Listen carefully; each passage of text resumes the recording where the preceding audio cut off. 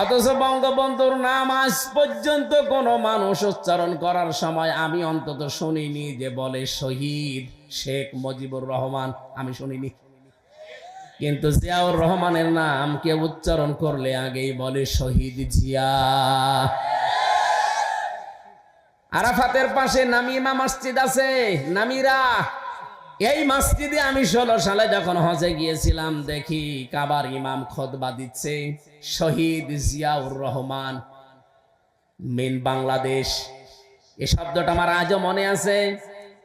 উনি এই জন্য দোয়াটা করেছিলেন কারণ ওই সময় প্রচন্ড গরম ছিল, আর যে ময়দানে হাজিরা লক্ষ লক্ষ হাজিরা আশ্রয় নেয় যে গাছের নিচে, ওই গাছের নাম জিয়া গাছ, বাংলাদেশে আমরা নিম গাছ বলি। এই নিম গাছটা উনি লাগিয়ে দিয়েছিলেন। লক্ষ লক্ষ হাজি ওখানে যে আশ্রয় পায়, একটু ছায়া পেলে কি আরাম যে লাগে আমি নিজে তো টের পেয়েছি। কাবার ইমাম আমার মনে হয় ওই দিকে ইঙ্গিত করে শহীদ জিয়াউর রহমান এই লোকটার নামে কাবার ওই মসজিদের নামে রাইতে দোয়া করছিলেন নাম ধরে। শহীদের শব্দটাকে আপনি যাই তাই মনে করেন, কাবার ইমামের মুখ দিয়ে শব্দটা এমনি উচ্চারণ আল্লাহ করে দেয়নি, কারণ শহীদ এই শব্দটা এত দামি। যদি কেউ শহীদ হয় তাকে আপনি মরে গেছে বলতে পারবেন না। কেউ যদি শহীদ হয় তাকে যদি বলেন যে মরে গেছে, কোরআনে কারিম একেবারে স্পষ্ট নিষেধ। সূরা বাকারা প্রথম নাম্বার না, সূরা বাকারার 2 নাম্বার পারার 2 নাম্বার পৃষ্ঠার 12 নাম্বার লাইনের 154 নাম্বার আয়াতে আছে, ওয়ালা তাকুলু লিমান ইয়াকতালু ফি সাবিলিল্লাহি আমওয়াত বাল আহইয়াউ ওয়ালাকিন লা তাশউরুন।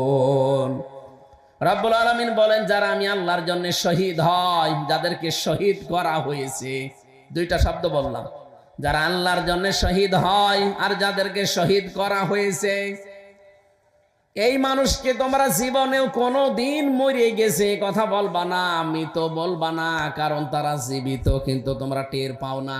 কে বলছেন? মুখ দিয়ে মানুষ কথা বলে, এই জন্য আল্লাহ মুখের উপরে নোটিশ দিয়েছেন। মুখের পরে আর একটা জায়গা আছে, কোনটা? অন্তর।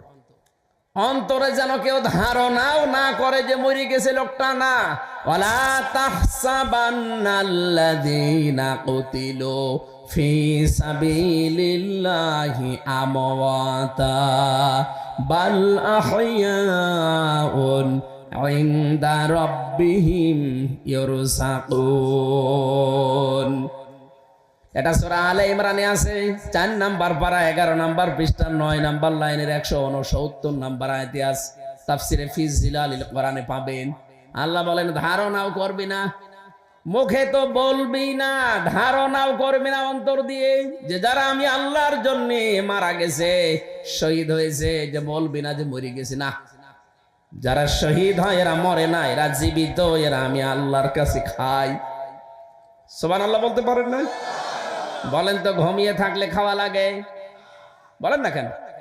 জেগে থাকলে? আরো জোরে বলেন। খেলে মানুষের রক্ত, গোশত, চর্বি এগুলো তৈরি হয়। এই জন্য শহীদ যারা, এরা যেহেতু মরে না, জিন্দা, জীবিত, ওরা কিয়ামত পর্যন্ত আল্লাহ নিজে ওদেরকে কুদরতের খাবার খাওয়াবেন। 2টা পরিবারের নাম বললাম, 2টা পরিবারই বাংলাদেশের। একটাকে মানুষ আজ ফ্যাসিস্ট বলে জানে, আর একটাকে আজ মানুষ বাংলাদেশে মাজলুম পরিবার বলে জানে। এমন মাজলুম ছিল, আপনি তাকান, মারা গেছে লোকটা কতদিন আগে, শহীদ হয়ে গেছে, তাকে শহীদ করা হয়েছে। তার বিধবা স্ত্রীকে এক কাপড়ে পর্যন্ত অনেকে হিংসার বশবর্তী হয়ে বাড়ি থেকে বের করে দিয়েছে। তার একটা ছেলেকে যন্ত্রণা দিয়ে মেরেই ফেলেছে, আর একটাকে তো প্রবাসেই পাঠিয়েছে, নির্বাসনে আছে। এই জন্য মাজলুম যারা এই পৃথিবীতে, তাদের প্রতি সৃষ্টি জগৎ একটা আলাদা ভালোবাসা।